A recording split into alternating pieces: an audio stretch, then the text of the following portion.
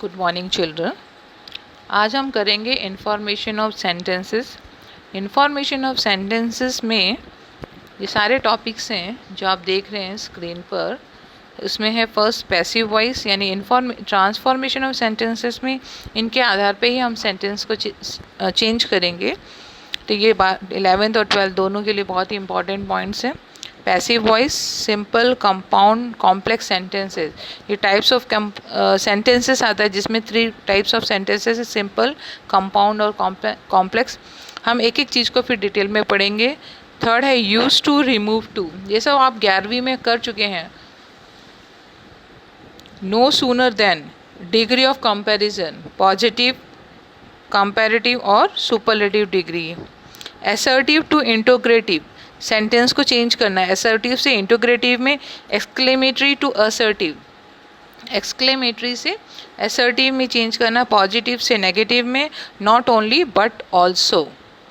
ये सारे के सारे पॉइंट्स हैं जो हमें ट्रांसफॉर्मेशन ऑफ सेंटेंस में इस्तेमाल करने हैं। ये आएंगे, हम एक एक टॉपिक को देखेंगे। अभी इसके दो तरह से जो इन्फॉर्मेशन ऑफ सेंटेंस को दो तरह से, नो चेंज इन मीनिंग, एक तो मीनिंग चेंज नहीं होना चाहिए, और नो चेंज इन टेंसेस, और दूसरा टेंस भी चेंज नहीं होना चाहिए। उसके आधार पे हम इसको सबको करेंगे। तो आज हम सबसे पहले देखेंगे नो सूनर। आज हम देखेंगे no sooner. No sooner then यानी कि जैसे ही।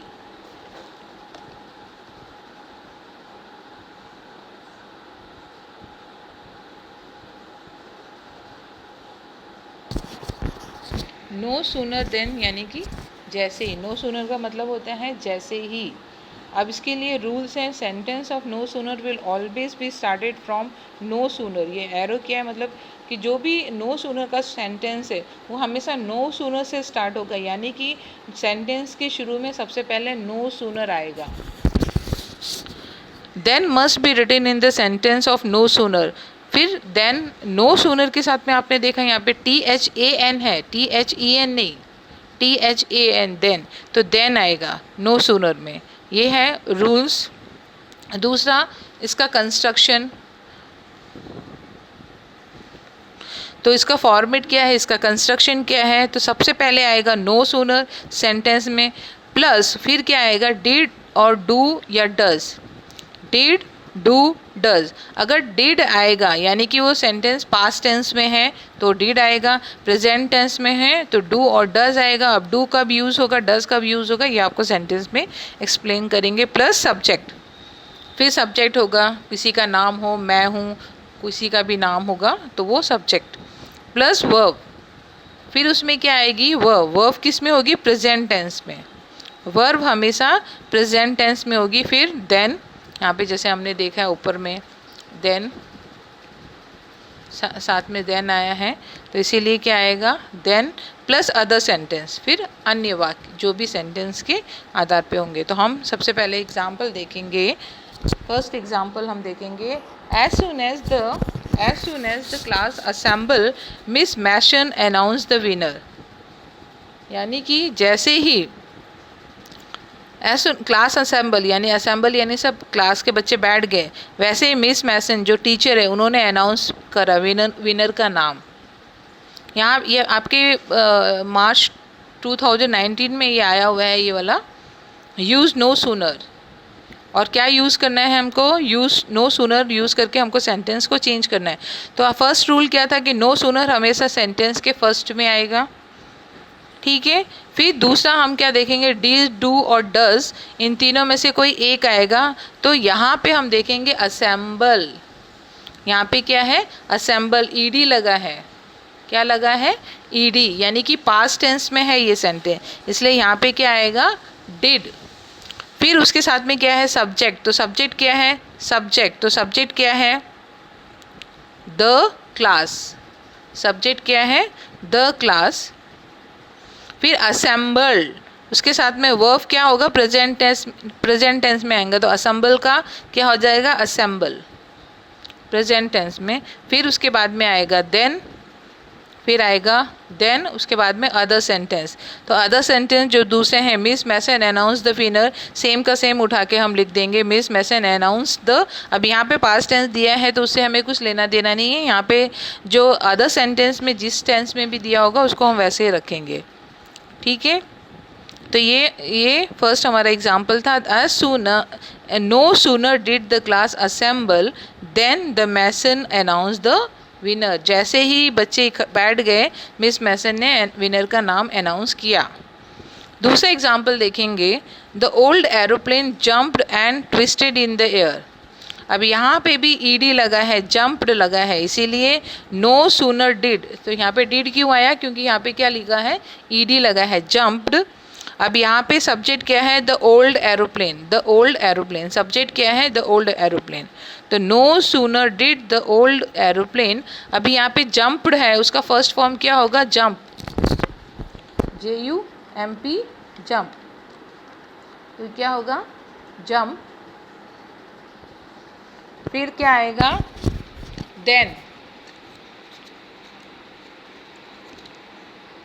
फिर क्या आएगा, देन। देन एंड, यहाँ पे जो वो है सेंटेंस को जोड़ा है वो एंड के थ्रू जोड़ा है।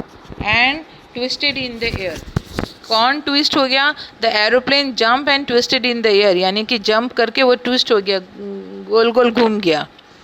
तो no sooner did the aeroplane jump then twisted in the air. यहाँ पे सब्जेक्ट दिया नहीं है तो सब्जेक्ट हमने लिया है इट, क्योंकि यहाँ पे क्या है, थिंग है। द ओल्ड एरोप्लेन किसी का नाम नहीं है, कोई किसी पर्सन का नाम नहीं है। तो हमेशा कोई वस्तु के लिए, थिंग्स के लिए हम क्या यूज़ करते हैं, इट। तो यहाँ पे सब्जेक्ट नहीं दिया है तो हमने सब्जेक्ट लिया है इट, ठीक है। सब्जेक्ट नहीं दिया तो नो सब्जेक्ट गिवन, तो नो सब्जेक्ट गिवन, इसीलिए हमने लिया है इट। यहाँ पे इट क्यों यूज़ किया, क्योंकि ये एंड ओल्ड एरोप्लेन क्या है, थिंग है, चीज़ है, वस्तु है, इसलिए यहाँ पे आया थिंग। तो no sooner did the old aeroplane jump then it twisted in the air.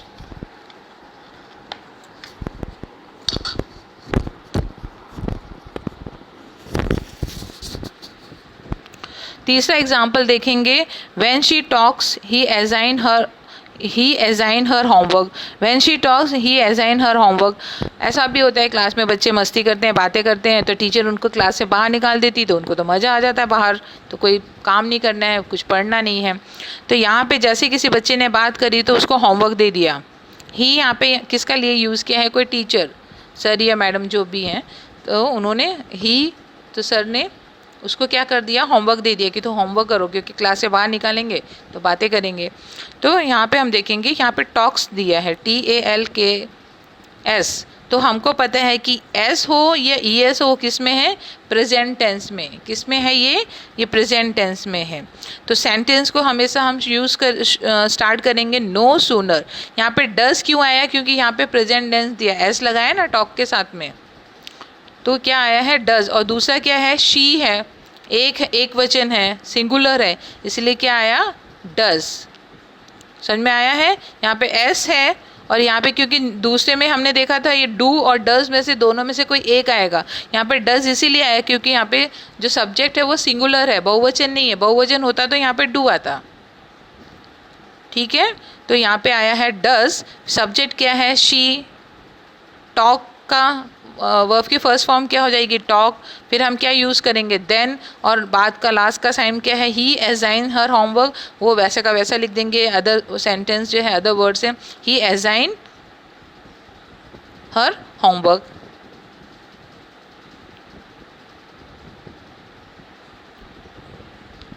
ठीक है। अब हम चौथा देखेंगे, as they talk little run they become afraid.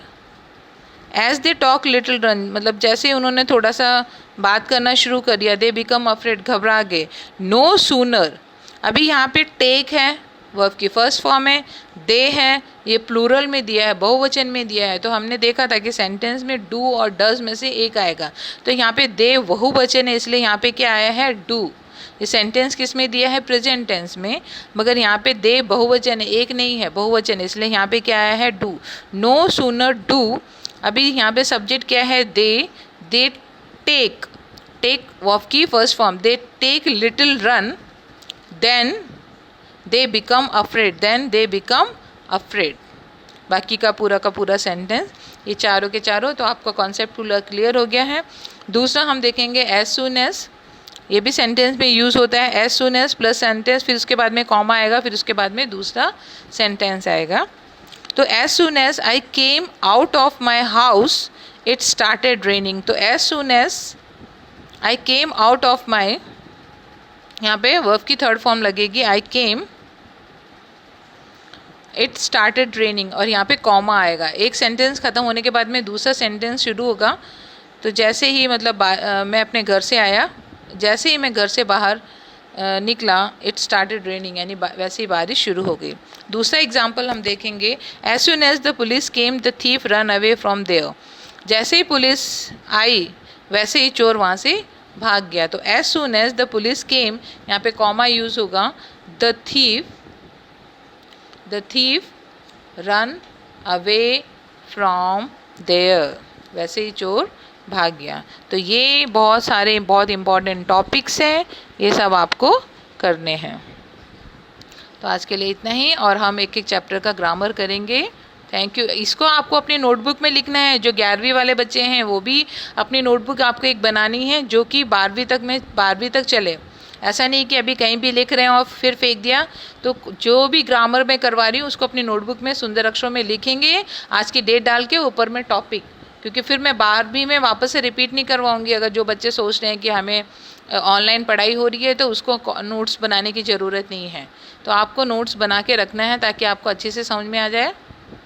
तो आज के लिए इतना ही, कल फिर आगे हम पढ़ेंगे। बाय।